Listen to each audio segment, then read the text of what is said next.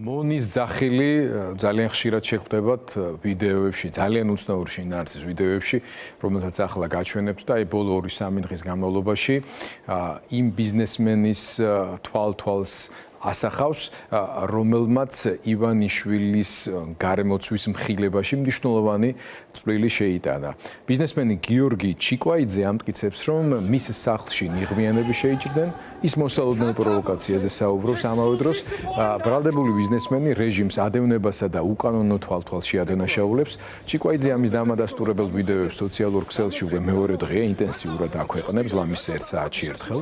მას დიდი რაოდენობით თანხის მართლსაწინააღმდეგოდ მითვისებას ედავება რეჟიმის ძალოვანი სისტემა. ჩიკვაიძეს აღკვეთის ღონისძიების სახით 50,000 ლარიანი გირა უკვე აქვს შეფარდებული და ქვეყნის დატოვება ეკრძალება. მისი სასამართლო მარტის ბოლოს უნდა გაიმართოს და როგორც ჩანს განსაკუთრებით ასევე ბიზნესმენ ბაჩიაშვილის საქართველოდან გასვლის პრეცედენტის შემდეგ გამომდინარე ასევე ალბათ იქიდანაც რომ თავად ამ ბიზნესმენს წინასწარ აქვს დაანონსებული რომ მას აქვს გარკვეული მასალები, რომელიც დამატებით მტკიცებულებები იქნება რეჟიმის რუსულ სპეცსამსახურებთან კავშირების მისდამი ინტერესი რომ დიდია რეჟიმის არ გვიკვირს, მაგრამ ასე კუსტარულად ამ საქმის კეთებაც კი გვიკვირს. მოდით ნახოთ ეს ვიდეოებიც და კომენტარი თავად ბიზნესმენის.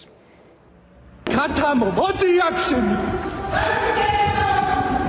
ქათამო, სუსის მონა.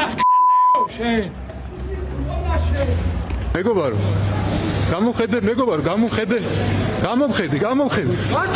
მოდი აქ რატო დაყვები შენ სუსის მოინა შენ მოდი აქ ბიჭო მოდი აქ მოიპარე იოგურტი მოიპარე და გდე ძირს შესამარცხინო შენა შესამარცხინო შენ ყველაფერი რასაც ბოლო 24 საათში ჩადიან ჩვეულებრივ დევნას არ გავს და ესე იგი სპეციალურად ტელეფონზე ვისაუბრეთ რომ სახლის კარები ღია დამჩა და რო კამერები გათიშული არ და ამაზე ძალიან ნერვიულობდით 15 წუთში ორი გაურკვეველი ადამიანი, რომლებსაც არანაირი იდენტიფიკატორი არ გააჩნიათ, არც ფორმა, არც მანქანები, არც ერთ მათგანს ვინც იდენტიფიცირებული ყავს, შემოდიან ეზოში, აღებენ სახლის კარს, სადაც ხვდებით ჩვენ და მომენტალურად ყაჩაღებებით გარბიან, ხტებიან მანქანაში, ჩვენი მანქანით ვეწევით, მაინტერესებს რა მიზნით იყვნენ ჩემს სახლში შემოსული, ან ცდილობდნენ შემოსვლას.